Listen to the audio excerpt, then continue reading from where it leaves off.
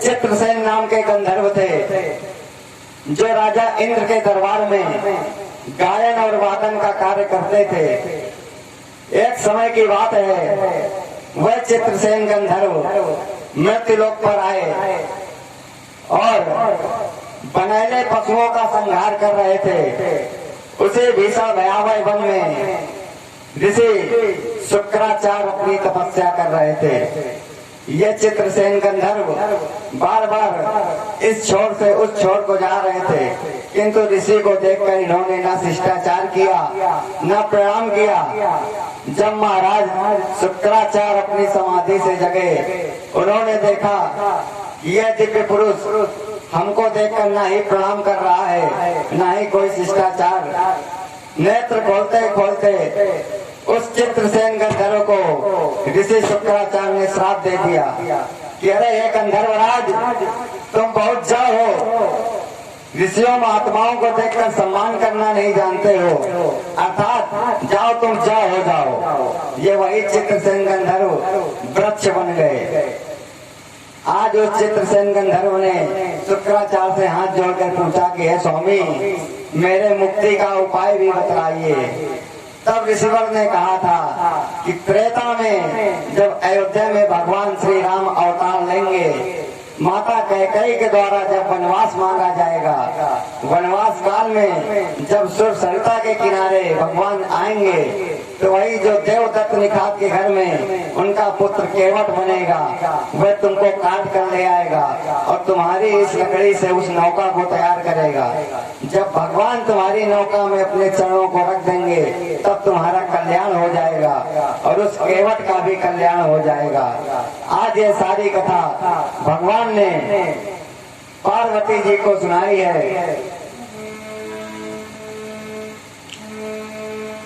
भगवान बार बार उस केवट के बैन को सुनकर हंस रहे हैं। सुन केवट के बैन, बाबा मानस में लिख रहे हैं, प्रेम लपेटे अटपटे बेहसे करुणाएन, चितई जान के लखन तन। भगवान तो प्रेम के लपेटे हुए उस बैन में लपेट गए।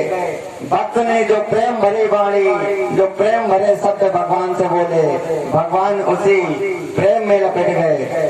भगवान श्री राघवेंद्र सरकार की कथा में किशन बाबू की तरफ से 21 मुद्राओं से भेंट करी गई है। भगवान दया करेंगे, कल्याण करेंगे।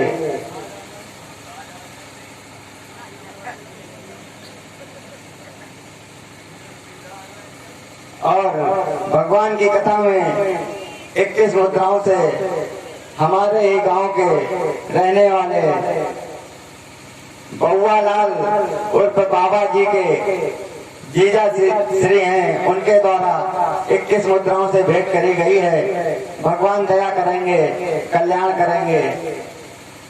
आज जब उस केवट के प्रेम लपेटे बैन को भगवान ने सुना, तो उस प्रेम में लपेट गए भगवान। सज्जनों, जब आप ब्रेड को खाते हो तो उसमें जायका कम आता है। जब उसमें बेसन लपेट के खाओगे तब उसका जायका अलग होगा। आप भगवान से रोज प्रार्थना करते हो, रोज विनती करते हो, उसका असर अगर नहीं पड़ रहा है तो कहीं ना कहीं आपकी भक्ति में कमी है। उस केवट की भक्ति दृढ़ मजबूत थी, प्रेम लपेटे बैन थे, उसके बैनों में प्रेम लपटा हुआ था, बेसन रूपी प्रेम। भगवान उस प्रेम में लपेटकर मोहित हो जाते हैं और प्रेम भगवान को प्रिय है। बाबा मानस में लिख रहे हैं कि राम केवल प्रेम प्यारा, जान ले जय जान निहारा।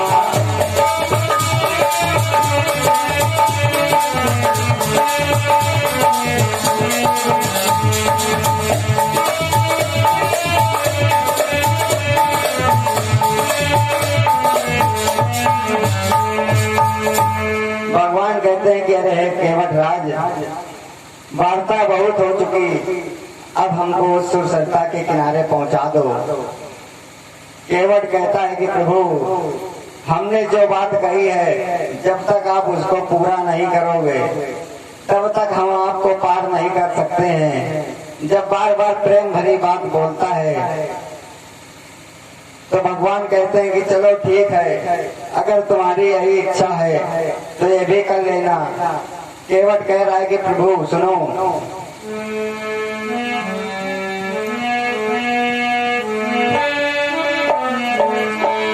कि नहीं जब तक चरण लो पठार, चढ़ाओ नारा गाओ।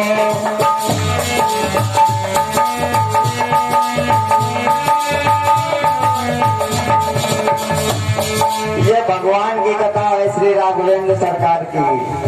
जब कोई भजन कराया जाए तो ताली बजाकर आप लोग भी गवाएं। राम कथा सुंदर कर तारी, संशय विहग रावण हारी। इसलिए ताली भी बजाते रहें और गुणगान भी करते रहें। केवट कह रहा है, नहीं जब तक चरण लो पठार, चढ़ाओ नारा गाओ।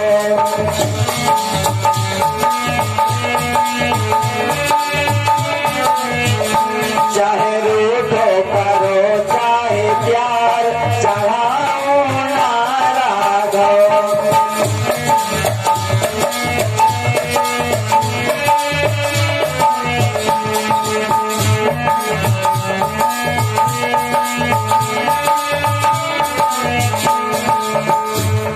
इस तरह की विनती को सुनकर, भक्त केवट के आग्रह को सुनकर वह दीनानाथ उस भक्त के प्रेम में पिघल जाता है।